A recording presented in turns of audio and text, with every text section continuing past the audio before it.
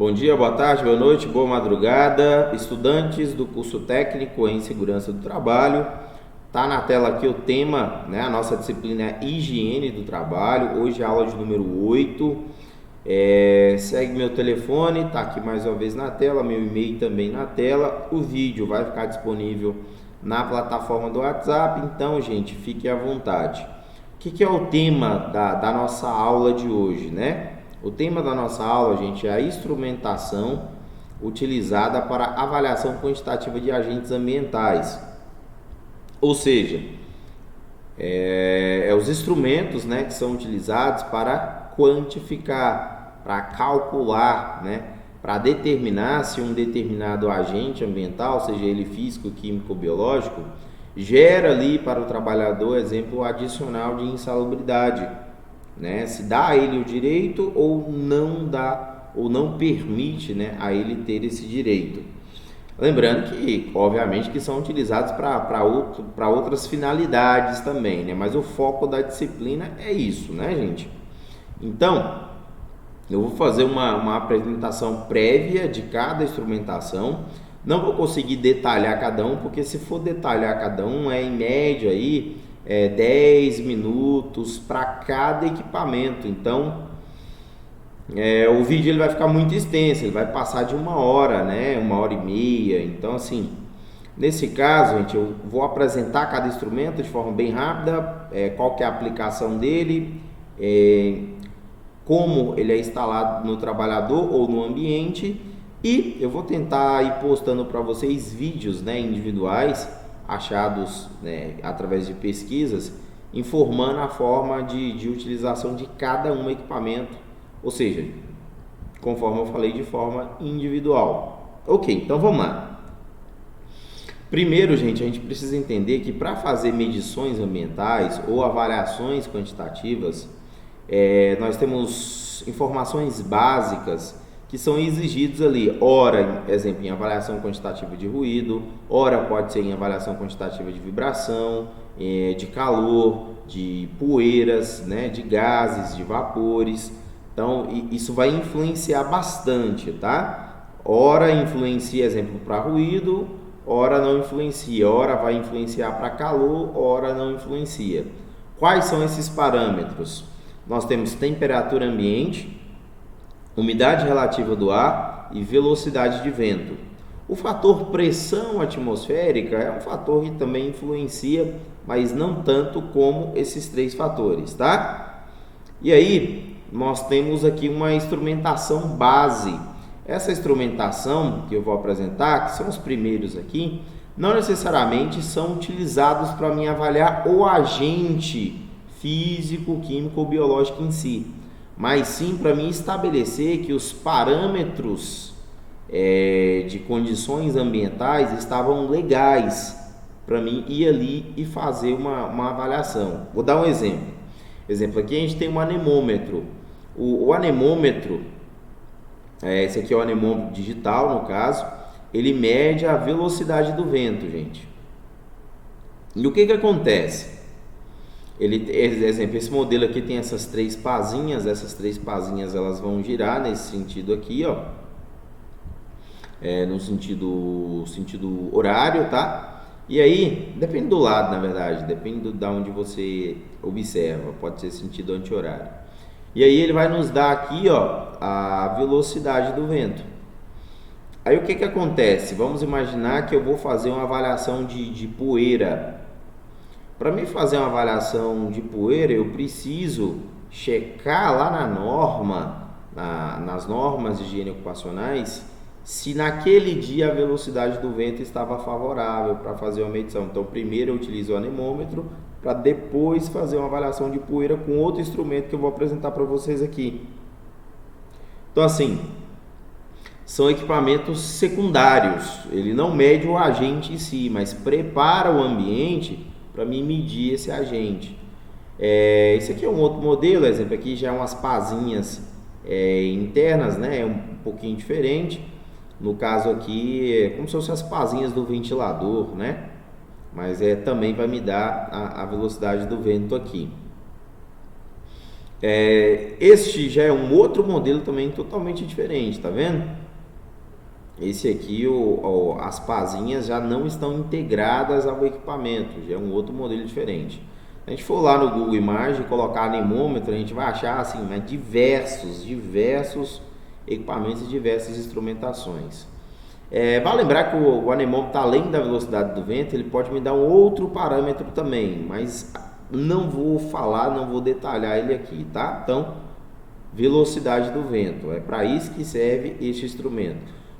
Professor, e a forma de usar, a forma de ligar, aonde instalar? Gente, tem um manual do instrumento. A gente pode ter instrumento aqui que pode ser a pilha, pode ser a bateria, e aonde liga, aonde desliga, né? Esses parâmetros é uma particularidade de cada instrumento. Então, exemplo, esse modelo aqui tem power, eu pressiono 2 segundos, ele consegue ligar. E aí ele vai estabilizando a tela aqui, ó. E aí eu consigo configurar aqui o dado que eu vou querer, tá? Então assim, é uma particularidade de cada instrumento. Vou postar um vídeo individual do anemômetro. Nós temos aqui o higrômetro. Gente, o que vai ser medido?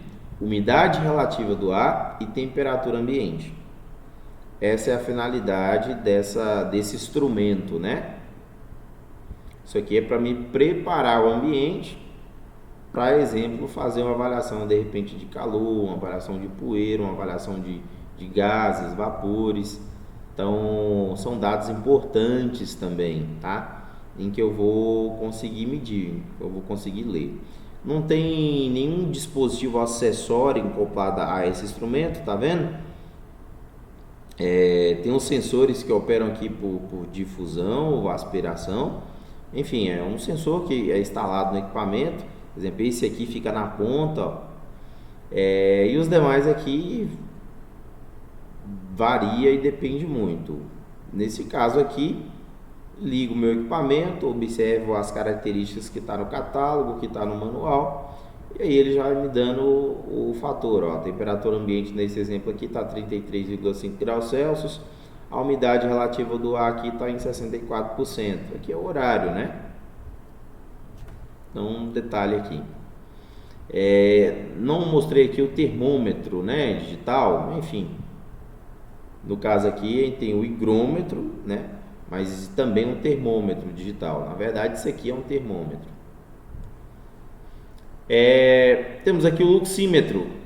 O luxímetro, gente, ele é muito utilizado para fazer a análise ergonômica, né? Para fazer a avaliação ergonômica do trabalho, segundo critérios lá da NR17.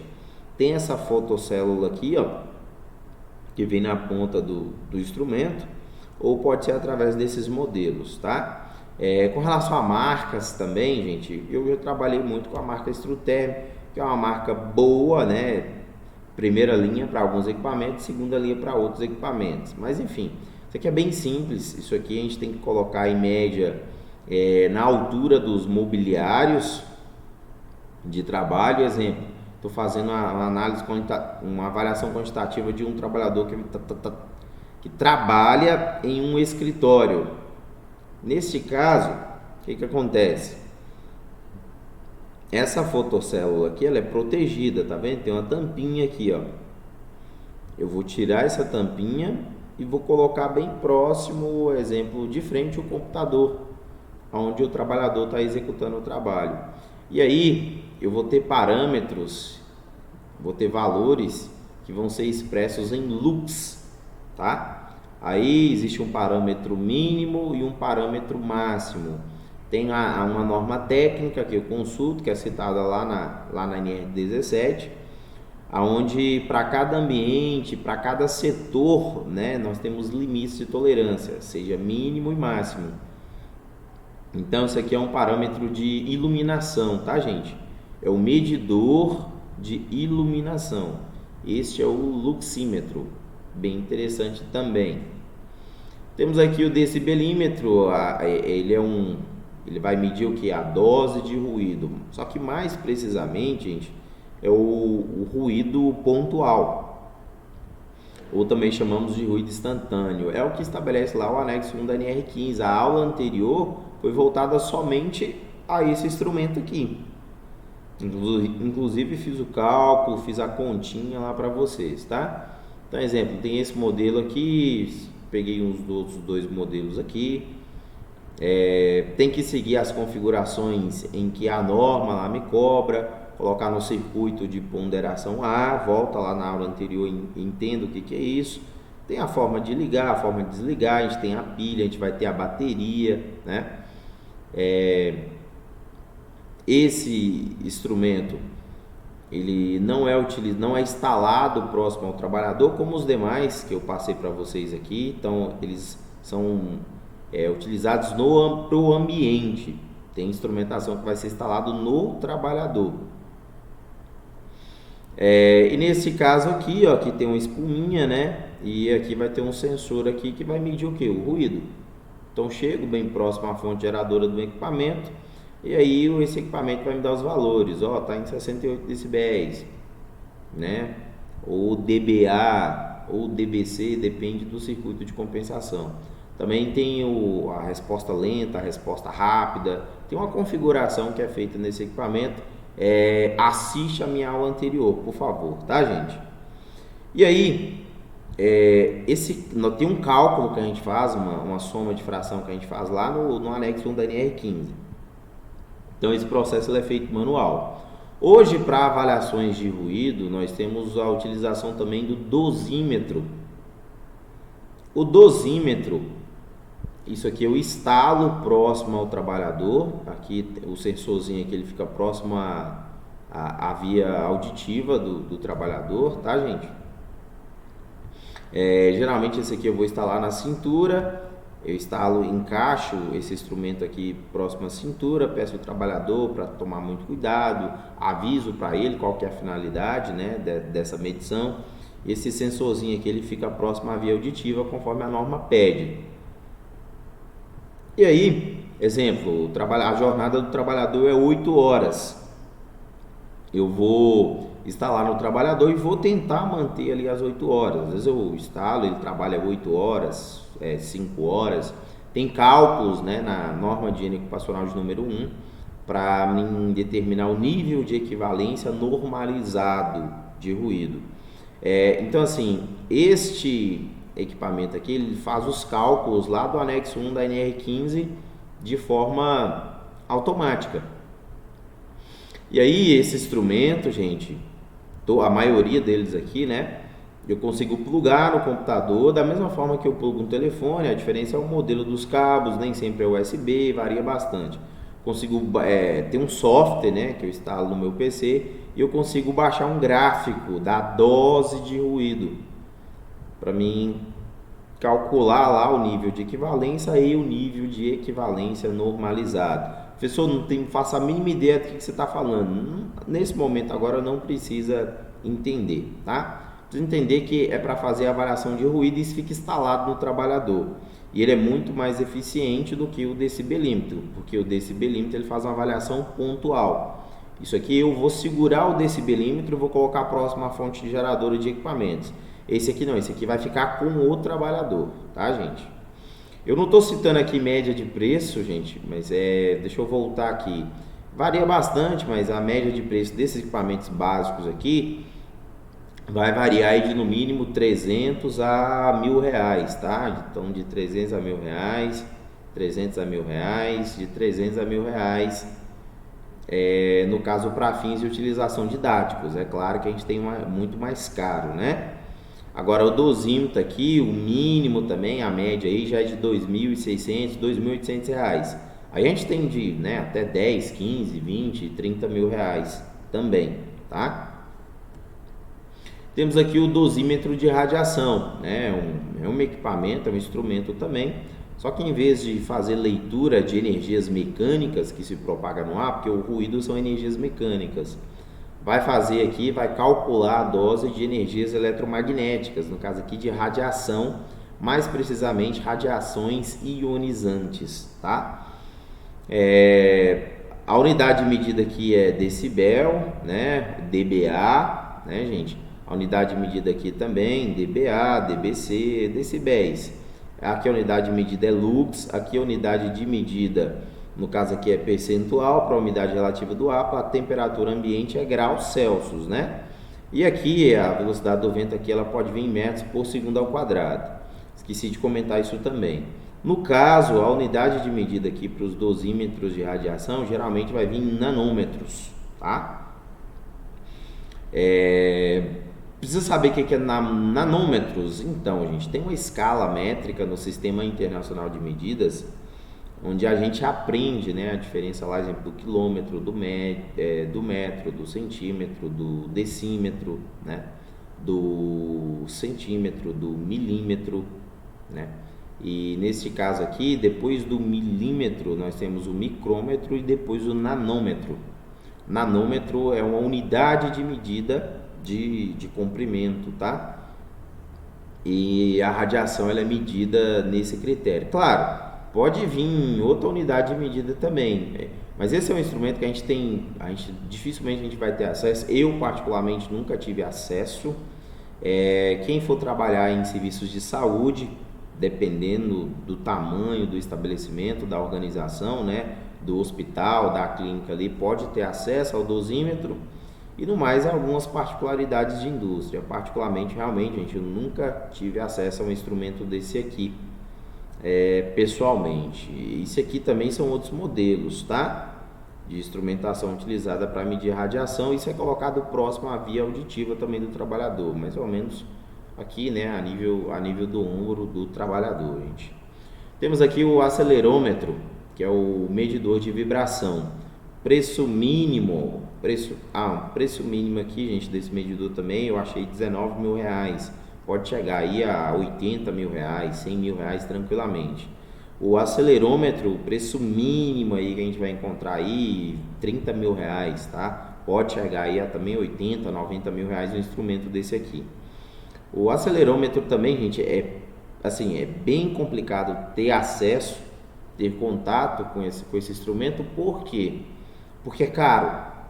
Geralmente, inclusive as consultorias que trabalham realizando medições de vibração, geralmente não se compra, não se adquire o aparelho, terceiriza um tipo de serviço, tá?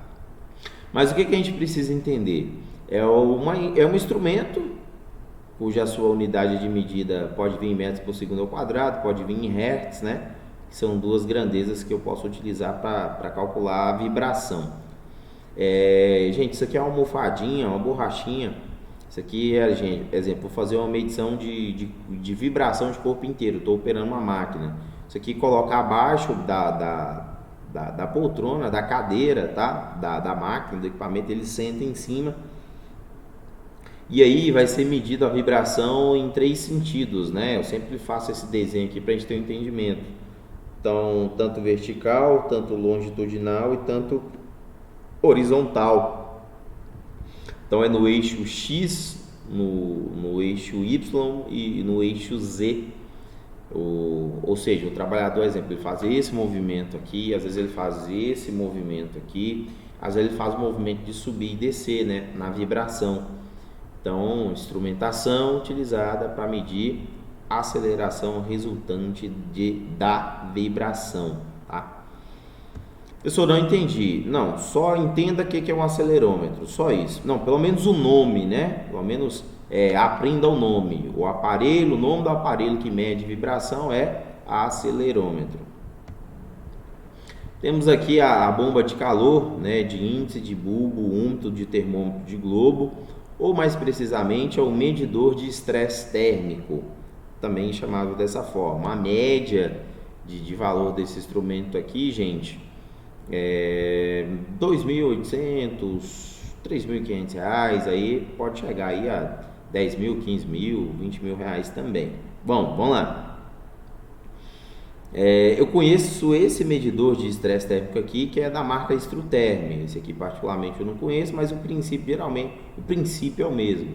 Aqui está o nosso termômetro de globo, tá vendo? Parece um globo. Aqui tem um recipiente aqui, que é nosso bulbo úmido. Aqui, essa varetinha aqui tem um sensor aqui na ponta, é o nosso bulbo seco. O que acontece? Aqui é adicionado água destilada. Geralmente vem um tripé, vem um tripézinho onde é encaixada essa bomba. Essa bomba não vai no trabalho, não se instala no trabalhador, tá? Diferente, exemplo de acelerômetro, do dosímetro de radiação, dosímetro de ruído, tá? Você instala no trabalhador. Então o que acontece? Esse medidor de estresse térmico é um tripézinho, você deixa ele próximo. Vem um cabo aqui também, esse cabo tem 2 metros, 5 metros, 10 metros, tá? Aí aqui ó, vem nesse recipiente aqui, vem a minha água destilada, eu vou adicionar aqui. E aqui eu vou ter que observar o catálogo, né? O manual do meu medidor, onde liga, onde desliga, onde eu configuro as unidades de medida para fazer a utilização, tá? Então, nesse caso aqui vai medir calor. Qual é o nome então do instrumento que vai medir calor, professor? É o medidor de estresse térmico, ou popularmente bomba de calor. Bom, temos aqui também a bomba gravimétrica. Essa é uma bombinha utilizada para medir o que? Partículas, particulados, poeiras, partículas sólidas. Também gases, vapores, né? Também partículas líquidas, né? Aí aerodispersóides diversos. Bom, essa bombinha de calor, ela vem com uma chavinha, aqui, vem com essa chavinha aqui é o carregador. Todos esses instrumentos, gente, tem um calibrador.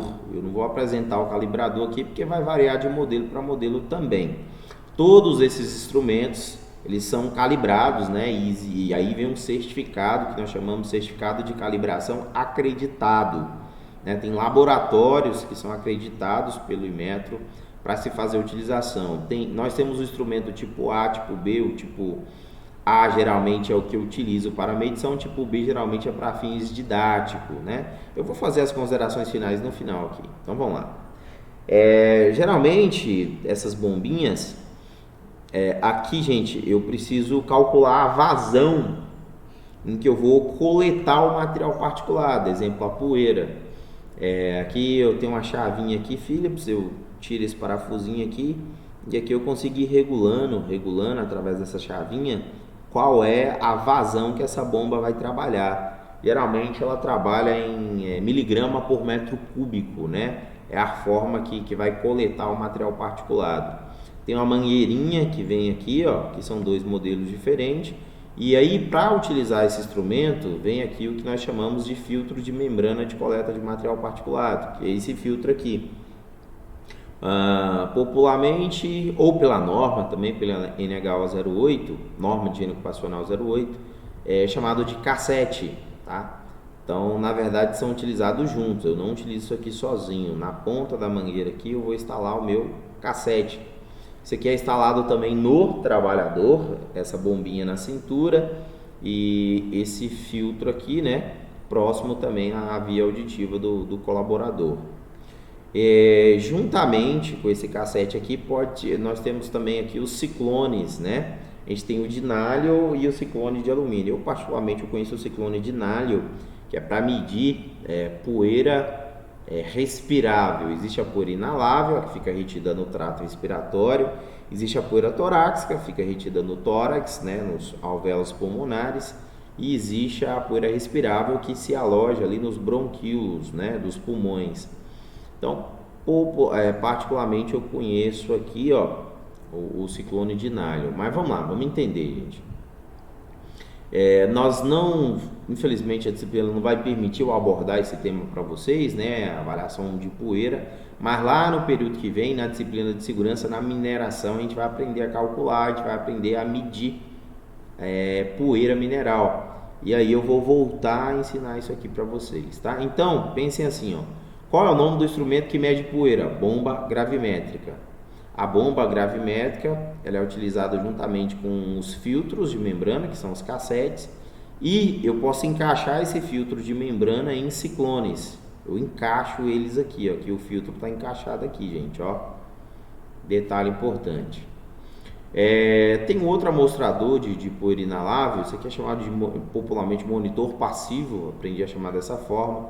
Na prática a gente quase não vê, tá? Na prática é esse instrumento aqui que vai medir agentes químicos, tá? Mas também interessante, é um pouquinho caro, né? Acho que dificilmente é acessível aqui pra gente, principalmente na região onde a gente está. Gente, eu fui rápido, tá vendo? Fui objetivo. Média de preço, né? Esqueci de comentar, uma bombinha dessa aqui, R$ 2.800, a mais barata, né? Pode chegar aí a 10, 15 mil reais, tranquilamente. Gente, qualquer dúvida, qualquer pergunta, fiquem à vontade. Esses instrumentos, igual eu comentei, eles têm um sistema de calibração, então tem calibradores, o dosímetro, o decibelímetro, da bomba, o higrômetro, o anemômetro, então existem calibradores.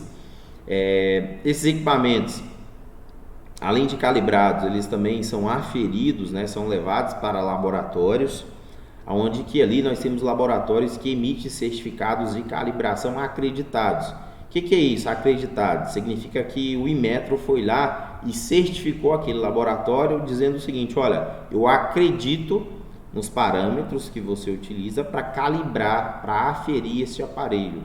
Então tem aparelho que é só para fins didáticos, tá? Tem aparelhos que é para uso profissional para fazer essas avaliações quantitativas. É isso, segue também os vídeos específicos que eu vou postar aqui para vocês. Abraço, tudo de bom, até mais.